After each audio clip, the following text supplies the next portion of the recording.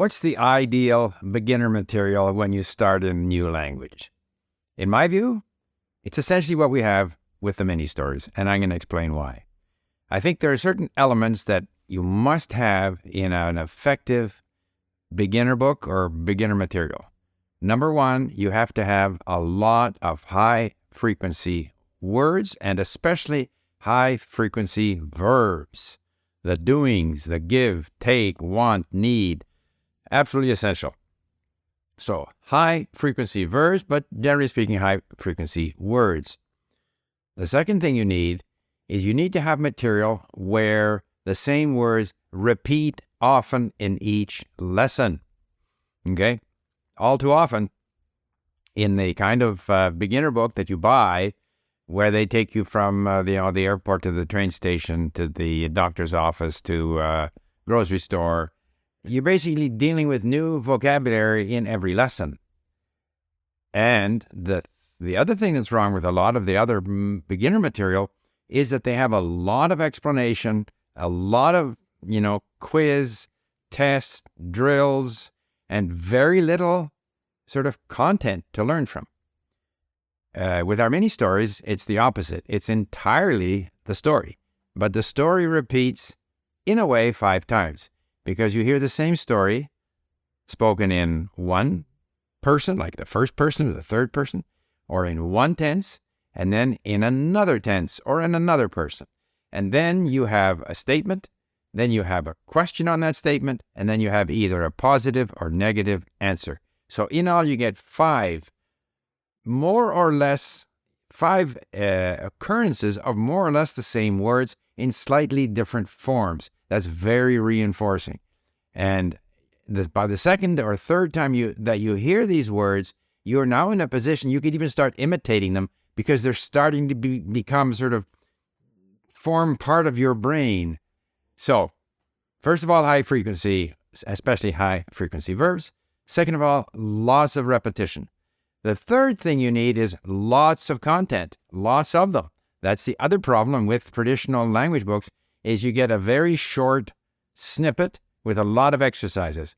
In an ideal sort of beginner course or material like our mini stories, you want to have predominantly content. Now, I'm assuming that the average person who starts in a language will buy a book, hopefully a small book. And I'm very much in favor of buying the smallest grammar book you can find. And this particular series, Essential German Grammar, very thin. Italian Grammar, very thin. Here's one that's Czech Grammar. It's a little thicker and has a lot of examples. Examples are good if you're going to go for a book. And I think most people should buy a book as a companion to the sort of ideal beginner material, beginner course that I'm talking about. In our mini stories, we don't take you to the train station and to the, customs and all of the sort of traditional scenarios that most beginner books use.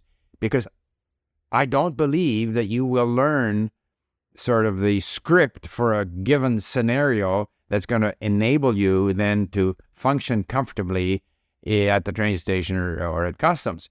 You have to kind of elevate your whole game. And therefore, again, the ideal beginner material, which should have, high-frequency verbs, there should be a lot of it, like we have 60 mini stories, but it should be about everyday life, things that happen all the time, things that are familiar to you, not with the idea that you will, master a script for a given situation. I think that's an unrealistic expectation, but rather that you can get comfortable in a wide variety of situations. You'll hear the same structures over and over again. You'll hear the same verbs over and over again. And that then helps the brain to get used to this new language. Bear in mind that my strategy with our mini stories is I listen to them 20, 30 times. Not at one sitting, but I end up listening to them 20 or 30 times. I know that from our statistics. Another thing about the mini stories, and this is why I thought of the mini stories, is after you've spent a fair amount of time exploring the language with more interesting content, and you're going to be in a situation where you're going to have to use the language, which is now my situation with Polish, I'm going back to the mini stories. because the mini stories are like going to the gym. And so I'm going back to the mini stories, reviewing, refreshing, picking up on some of the sort of, call them basic details that I once learned and forgot, learned again, forgot. Now I want to go back in there and refresh my brain, have a workout in the language, and the mini stories are excellent for that purpose. So, your ideal beginner material should be material that you can go back to later on as sort of a training exercise. That means that it's not like there's a lesson 1 followed by 2 and that you're gradually sort of getting into more and more difficult material, and that you start with, hello, how are you, my name is.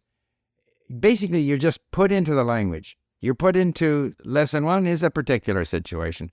Lesson 2 is some other situation. And there's enough repetition that even starting from scratch, as I have done on many occasions, I can cope. I gradually start to save words and phrases, and I listen and I read, and slowly, I become familiar with the language. But it's not at a level of, like, for someone who knows nothing. It's actually at a, call it lower intermediate level, eventually moving to a genuine sort of intermediate level. So when you go back to it, you're still in sort of normal language, spoken at a normal speed, so that the beginner material now becomes an excellent training facility. I should also add that an ideal beginner book in today's day and age should be available in digital form. So you can be on a computer or on an iPad. You can click on words to save them. You can click on them to hear them. You can hear the audio for that sentence. There's so many bits of functionality, like we have at LingQ, but not only at LingQ, others as well. There's so much functionality that's available if we're in a digital environment. And of course, it's nice to read a paper book. And of course, it's nice to have as a companion, a paper book. But primarily, in order to get the language in our brain, we need this kind of material that has audio and text and ability to find meanings of words quickly and without having to thumb through a dictionary. And of course, if we add into that the sort of repetition, high frequency, and so forth, we have material that can give us a foothold in the language. And from there, we can then expand, following our interests, more compelling content, and go as far as we want to go in the language. But I think that beginner material is so important to get us started. And in my view, you won't be surprised that I say this, because I was the one who basically spec'd out how I wanted the mini stories to be written. I think that's the best way to get started in a language. So, thank you for listening. Bye for now.